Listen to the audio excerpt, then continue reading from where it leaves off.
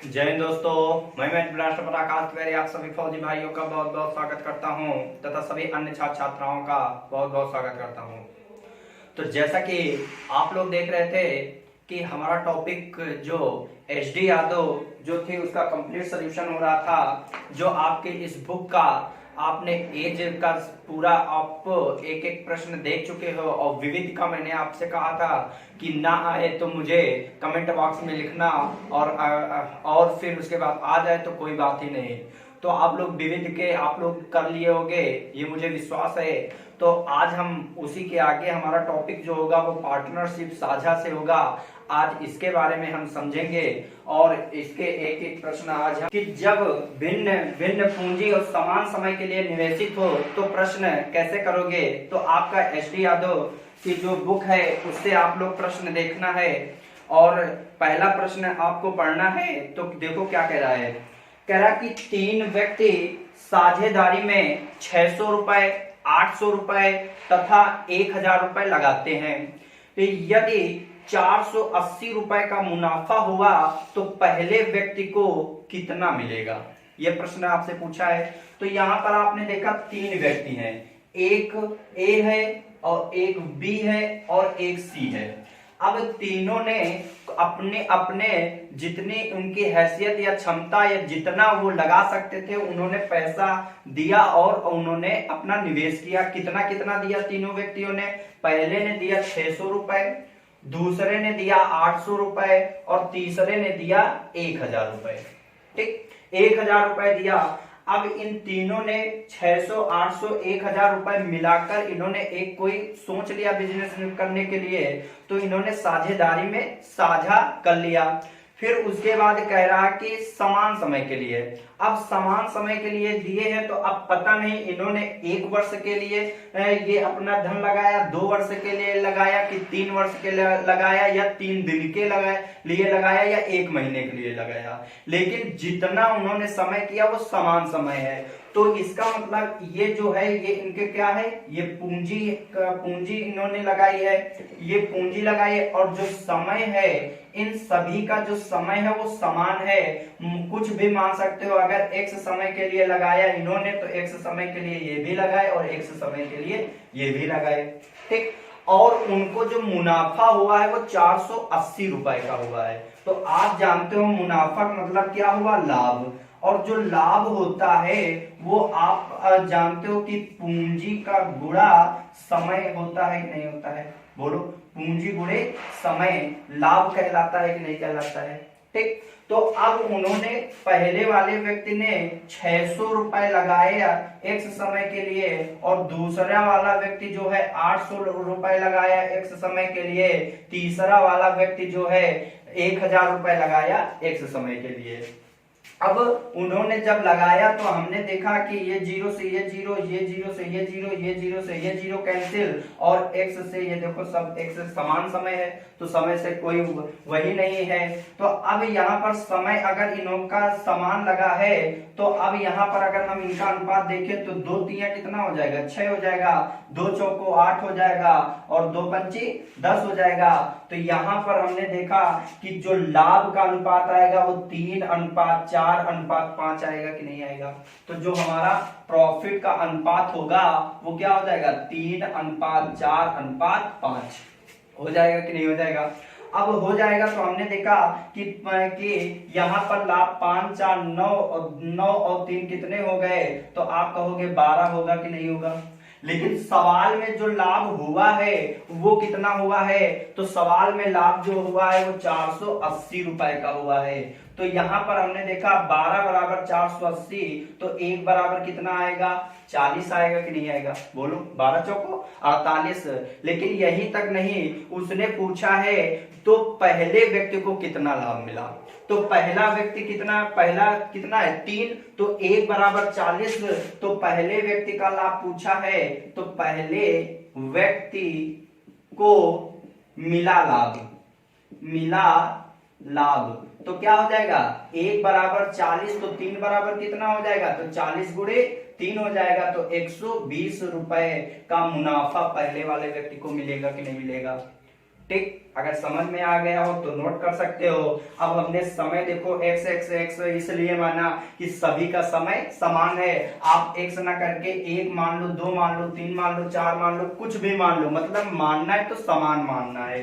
अगर 1 वर्ष के लिए मान लो लगाया तो 1 वर्ष के लिए इन्होंने भी लगाया, 1 वर्ष के लिए इन्होंने भी लगाया और 1 वर्ष के लिए सी भी लगाया है। तो समान समय है तो इसलिए समय से हमसे समय जो था वो उतना ही था, तो इसलिए हमने समय को काट दिया। और जो इसका अनुपात निकला वो लाभ का निकला। लाभ का अनुपात 3 4 5 हुआ। 3 4 5 को जोड़ा तो हमारा 12 हुआ।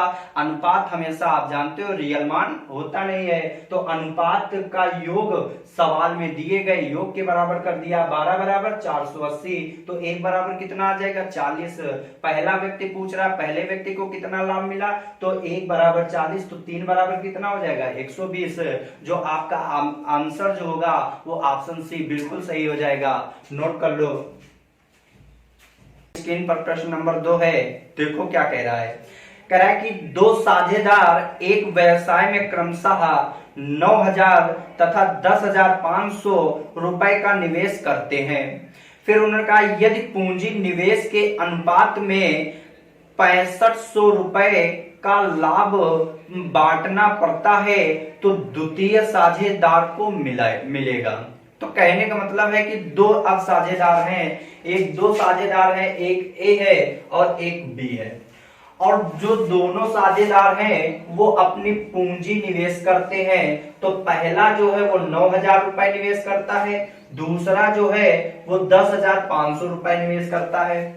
अब इन्होंने निवेश किया और यदि पूंजी निवेश के अनुपात में 6500 रुपए का लाभ बांटना पड़ता है तो द्वितीय साझेदार को मिला। तो अब यहाँ समय तो दिए नहीं है, इसका मतलब कि आप जानते हो कि जब समय दोनों का कुछ दिए नहीं तो इसका मतलब समान समय के लिए लगाए होंगे। तो इनको कुछ समय लगा होगा, तो अब इनको समय अगर लगा होगा, मान लो 1 साल के लिए लगाया तो 1 साल के लिए इन्होंने भी लगाया। तो आप जानते हो जो लाभ होता है वो हमेशा पूंजी का गुणा समय होता है कि नहीं होता है, पूंजी गुणे समय हमारा लाभ कहलाता है। तो अगर हमने कहा कि 9,000 रुपए 1 वर्ष के लिए पहले ने लगाया और दूसरे ने 10,500 रुपए 1 वर्ष के लिए लगाया, तो ये हमारा लाभ का अनुपात आ जाएगा कि नहीं आ जाएगा। 0 0 से 0 0 से 0 कैंसिल हो जाएगा। तो आप कहोगे 15 छक्का 90 और 15 सत्ते 105 हो जाएगा कि नहीं हो जाएगा। लेकिन सवाल में जो लाभ बांट रहे हैं एक दूसरे में, तो वो 6500 रुपए बांट रहे हैं। कितने रुपए? 6500 रुपए बांट रहे हैं। तो इसका मतलब कि सवाल में 6500 रुपए लाभ है, लेकिन हमारे अनुपात में जो लाभ निकला है वो 6:7 निकला है।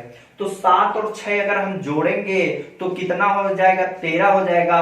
और आप जानते हो अनुपात रियल मान नहीं होता है, तो हमने कहा 13 बराबर लाभ कितने के हो जाएगा? 6500 के। तो 1 बराबर कितना हो जाएगा? 13 25 65, 1 बराबर 500 के। तो उसने कहा द्वितीय साझेदार को कितना प्रॉफिट हुआ।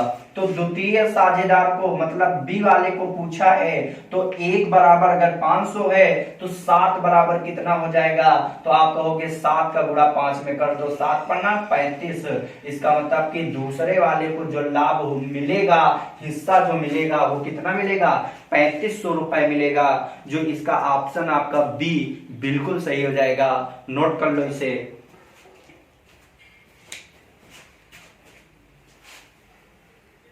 अगला प्रश्न आपके स्क्रीन पर है और आपको पढ़ना है। देखो 3 नंबर प्रश्न क्या कह रहा है।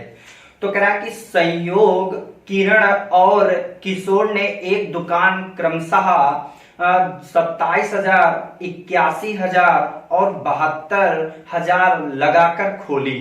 1 साल के अंत में लाभ तीनों में बांटा गया। यदि किरण का लाभ अंश 36,000 रुपए है तो कुल लाभ रहा होगा। तो उसने अब पहले देखो, पहले प्रश्न में कुल लाभ देकर किसी एक का लाभ पूछ रहा था, अब यहां पर किसी एक का लाभ देकर कुल लाभ पूछ दिया गया है। आपको घबराना नहीं है। ये जो आपका प्रश्न पूछा गया है वो आपका आरआरबी सिकंदरा बाद गुड्स गार्ड परीक्षा 2008 में प्रश्न पूछा गया है। तो ऐसा प्रश्न अगर आप अब आ जाए तो आपसे गलती नहीं होना चाहिए। तो आपको देखना है, तीन व्यक्ति हैं, एक संयोग है, संयोग और किरण, और फिर उसके बाद तीसरा जो है वो आपका कौन है, किशोर है। ठीक, अब इन्होंने तीनों ने मिलकर एक दुकान के बारे में सोचा और तीनों ने जो जो राशि उनके पास थी वो उन्होंने राशि मिलाई। तो उन्होंने राशि मिलाई तो पहले ने आज कहा 27,000, 81,000 और 72,000। इन्होंने 27,000 रुपए लगाए, इन्होंने 81,000 रुपए लगाए और किशोर ने 72,000 रुपए लगाए। और इन्होंने ये क्या लगाई, ये इन्होंने पूंजी लगाई और इन्होंने समय जो दिया है वो 1 वर्ष का दिया। कितने वर्ष के लिए दिया, 1 वर्ष के लिए। अब आप जानते हो कि उसी प्रकार लाभ जो होता है वो समय और समय का गुणा पूंजी होता है। तो अगर हम ये 27,000 इंटू 1 कर दें, 81,000 इंटू 1 कर दें और 72,000 इंटू 1 कर सकते हैं कि नहीं कर सकते हैं। तो यहाँ पर जो लाभ का अनुपात निकलेगा तो ये 3 0 से 3 0, 3 0 से 3 0 ये कैंसिल हो जाएंगे कि नहीं हो जाएंगे। ठीक, फिर उन्होंने कहा है कि जो ये जो लाभ 36,000 रुपए है वो किसका है, वो किरण का है। तो किरण का जो लाभ है वो 36,000 है। तो यहाँ पर 27, 81 और 72 ये हो जाएगा कि नहीं हो जाएगा, बोलो। अभी भी इसको आप काट सकते हो कि नहीं काट सकते हो। 9 त्रिक 27 हो जाएगा, 9 9 81 हो जाएगा, 9 अट्ठे 72 हो जाएगा। तो आप ये कह सकते हो कि यहाँ पर संयोग का लाभ का अनुपात 3 होगा, किरण का 9 होगा, किशोर का 8 होगा। तो यहाँ पर आपसे कहा है कि जो किसका 36,000 दिए है, तो आपने कहा कि किरण का लाभ अंश जो है वो 36,000 है। तो ये 36,000 रुपया जो लाभ अंश है वो किसका है, किरण का है। लेकिन सवाल में किरण का कितना लाभ दिए है, 9 दिए। तो हमने कहा 36,000 बटे 9 लिख सकते हैं कि नहीं लिख सकते हैं किरण का। उन्होंने कहा कुल लाभ कितना है, तो कुल लाभ हम अगर इसका जोड़े तो 9 और 8 कितना हुआ, 17, 17 3 कितना हुआ, 20 हुआ। तो यहाँ पर कुल लाभ हमारा निकल आएगा कि नहीं निकल आएगा। कुल लाभ हमसे पूछा है तो कुल लाभ से गुणा कर देंगे। 9 चौक 36, तो 4 दूनी 8, मतलब कि कुल लाभ जो होगा वो कितना होगा, 80,000 रुपए का कुल लाभ होगा। जो आपका ऑप्शन तीसरे का जो होगा वो पहला ही बिल्कुल सही है। तो जिसका नहीं आया है वो नोट कर ले, और अगर समझ में आया है तो नोट कर ले। अगर फिर भी नहीं आया है तो आप कमेंट बॉक्स में लिख देना। नेक्स्ट डे में जरूर से जरूर इसे पुनः बताने की कोशिश करूंगा। स्क्रीन पर है और आपको देखना है क्या कह रहा है प्रश्न नंबर 4। तो प्रश्न नंबर 4 कह रहा है कि 3 भागीदार एक व्यवसाय 2,000 रुपए, 2,500 रुपए और 1,000 रुपए लगाते हैं। लाभ 880, 880 रुपए का क्या हुआ उनको, उन तीनों को लाभ होने पर अंतिम भागीदारी को कितनी लाभ राशि मिलेगी। ये भी आपका आरआरबी सिकंदराबाद एएसएम में पूछा गया है। तो इसको आपको देखना है। तो पहले ने कितना लगाया, तो आप लोग सिर्फ इतना देखो कि पहले ने लगाया कितना धन, 2,025 और दूसरे ने 2,500, तीसरे ने 1,000 रुपए। तो यहाँ पर हमने लिखा ए बी सी। पहले ने लगाया पूंजी 2,000, दूसरे ने लगाया 2,500 और तीसरे ने लगाया 1,000 रुपए।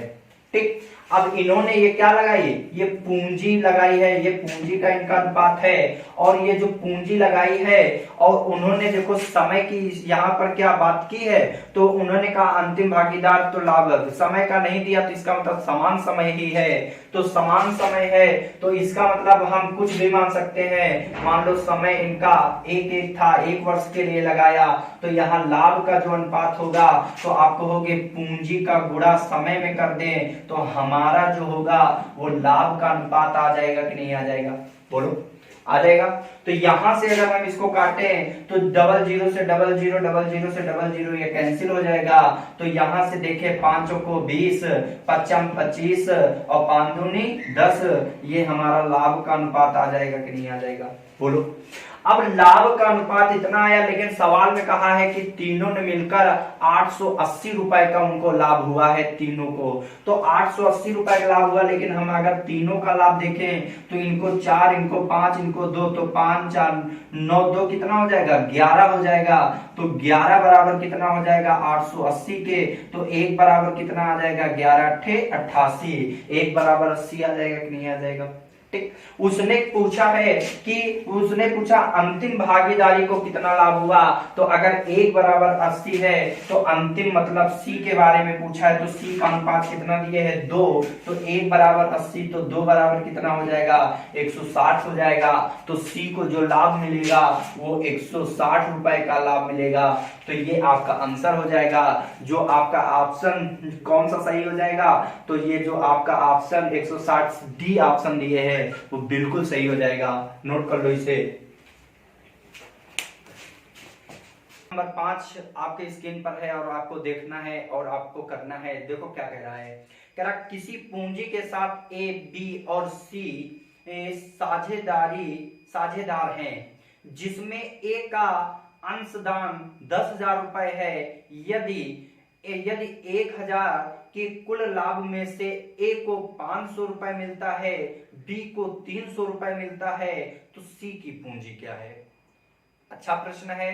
तो आप लोगों ने कहा कि यहाँ पर जो पूंजी लगाई है एबीसी में से जो ए का जो अंशदान है वो 10,000 रुपए है। मतलब ए ने जो लगाया है पूंजी वो 10,000 है। ए का अंशदान मतलब पूंजी जो है वो 10,000 रुपए है। और इन तीनों में से जो उन्होंने लाभ कुल हुआ था वो कितना हुआ था 1,000 रुपए हुआ था। ठीक, 1,000 है तो उन्होंने 1,000 का कुल लाभ, ए को 500 रुपए मिला और बी को 300 रुपए मिला। आप भी बता सकते हो, अगर ए को 500 रुपए मिला है, बी को अगर 300 रुपए मिला है, तो सी को कितना मिलेगा 1,000 रुपए था, जिसमें से हमारा 800 रुपया बट गया, तो सी को कितना मिलेगा 200 रुपए मिलेगा। बोलो 200 रुपए मिलेगा। अब उन्होंने 200 रुपए मिला, तो आप जानते हो कि जब समय समान हो तो लाभ का अनुपात हमेशा किसके बराबर होता है, पूंजी के अनुपात के बराबर होता है। बोलो, तो यहाँ पर अगर हम ये लाभ का जो दिए है अनुपात और हमारा जो पूंजी का अनुपात होगा वो बराबर हो जाएगा कि नहीं हो जाएगा। बोलो, हो जाएगा। तो यहाँ पर अगर हम इसको काटने तो ये 2 0 से 2 0, तो 5 3 2 हो जाएगा कि नहीं हो जाएगा। बोलो, अब उन्होंने कहा है कि ए का जो अंशदान है वो 10,000 रुपए है। तो ए का अंशदान जो वो कहा है कि 10,000 है, तो सी की पूंजी कितनी होगी। तो आपने कहा ए का जो अंशदान है वो सी का हमसे पूछा है, तो हमको पता है कि ए को कितना लगाया था 10,000 रुपए, लेकिन सवाल में कितना लगाया है 10,000 रुपए, अनुपात में कितना आया 5, तो एक की वैल्यू निकल आएगी। अब जो पूछा है उससे मैं गुणा कर दूंगा, हमसे सी पूछा है तो 2 से गुणा कर दूंगा। तो 5 दूनी 8, 5 दूनी 10, तो 5 दूनी 10 हो जाएगा, तो 2 दूनी 4 हो जाएगा। तो हमारा जो सी को उसने पूछा है कि कितना मिलेगा, तो सी को कितना रुपए मिलेगा, वो उसका अंशदान जो होगा वो 4,000 रुपए होगा। जो इसका ऑप्शन होगा वो बिल्कुल सही ए है। तो आप लोग नोट कर लो इसे भी। आपके सामने 6 नंबर है और आपको पढ़ना है। और देखो क्या कह रहा, किरण, संयोग और किशोर ने 4700 रुपए लगाकर एक व्यवसाय आरंभ किया। फिर उसने कहा है कि किरण ने संयोग से 500 रुपए अधिक लगाए और संयोग ने किशोर से 300 रुपए अधिक लगाए। यदि लाभ 1410 रुपए हुआ तो किरण को कितना लाभांश मिलेगा। तो यहाँ पर देखो, एक किरण है, फिर यहाँ पर संयोग है और किशोर है। इन तीनों ने मिलकर एक आरंभ किया और तीनों ने मिलकर जो धन लगाया है वो टोटल कितना लगाया है 4700 रुपया लगाया। ठीक, अब उसने कहा है किरण ने संयोग से 500 रुपए ज्यादा लगाए हैं, संयोग ने किशोर से 300 रुपए ज्यादा लगाए हैं। लेकिन किशोर का अगर मुझे पता चल जाए तो हमको सब पता चल जाएगा। अब किशोर का मुझे नहीं पता है कि उसने कितना रुपया लगाया है, तो अब जब नहीं पता है तो मैंने कहा कुछ धन 100 रुपया लगाया होगा कि नहीं लगाया होगा। एक दूसरा भी तरीका मैं बताऊंगा और पहले आप देख लो इसको।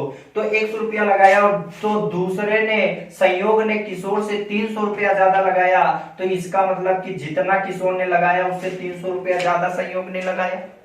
फिर उसके बाद किरण ने संयोग से 500 रुपया ज्यादा लगाया, तो इसका मतलब जितना संयोग ने लगाया उससे 500 रुपया ज्यादा, तो इसका मतलब इन्होंने 800 रुपया लगाए होंगे कि नहीं लगाए होंगे। बोलो यहां तक कोई दिक्कत। अब इसने यहां पर अगर हम इनकी पूंजी का अनुपात हमको मिल गया, तो योग अगर देखें तो कितना आएगा, तो आप कहोगे 3x और 8 3 11 1100 बराबर अगर हम देखें तो ये 4700 होगा कि नहीं होगा।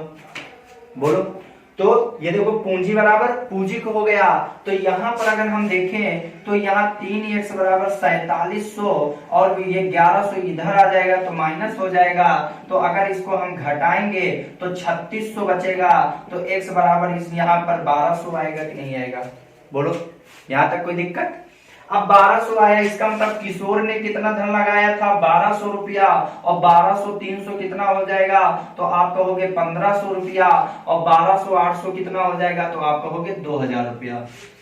इसका मतलब आपको पता चल गया कि किरण ने 2000 लगाए, संयोग ने 1500 लगाए और किशोर ने 1200 रुपए लगाए। और जब समय समान हो तो आप जानते हो कि समय जब समान होता है तो जो पूंजी का अनुपात होता है वही लाभ के अनुपात के बराबर होता है कि नहीं होता है। बोलो तो अब यहां पर हमारा क्या हो जाएगा कि जो हमारा लाभ और पूंजी का अनुपात जब बराबर हो जाएगा तो इसको हम प्रॉफिट का अनुपात भी तो लिख सकते हैं। तो 2000 ये 2000 और अनुपात 1500 अनुपात 1200, तो ये यहां से अगर इसको कैंसिल करेंगे तो ये कैंसिल हो जाएगा। तो यहाँ पर जो हमारा रियल अनुपात अगर काटे तो यहाँ 20 15 और 12 आ जाएगा कि नहीं आ जाएगा। बोलो 20 और 15 और 12। अब उन्होंने कहा है कि इन्होंने जो लाभ बांटा है वो कितना 1410 रुपया बांटा है। तो यहां पर अगर हम टोटल लाभ का लाभ देखें तो इसका अनुपात का कितना होगा, तो आप कहोगे 47 होगा, लेकिन सवाल में कितना दिए हैं, सवाल में 1410 रुपया दिए हैं। बोलो सवाल में 1410 रुपया दिए। अब उसने कहा है कि किरण को कितना लाभांश मिला, तो एक बराबर जो हो जाएगा 1410 बटे 47 हो जाएगा इनटू यहाँ पर हमसे किरण का पूछा है तो किरण का कितना दिए है 20, तो यहाँ 20 से पूरा कर देंगे। तो ये हमारा जो लाभ निकलेगा वो किसका निकलेगा, किरण का निकलेगा कि नहीं निकलेगा, किरण का लाभ।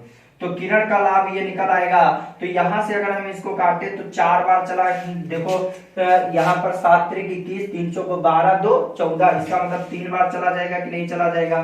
तो 30 गुणे 20 करोगे तो 3 दूनी 600 हो जाएगा, तो 20 गुणे 30 600 हो जाएगा। इसका मतलब किरण को जो लाभ मिलेगा वो 600 रुपया मिलेगा। जो आपका ऑप्शन नंबर जो होगा वो डी बिल्कुल सही हो जाएगा। नोट कर लो इसे।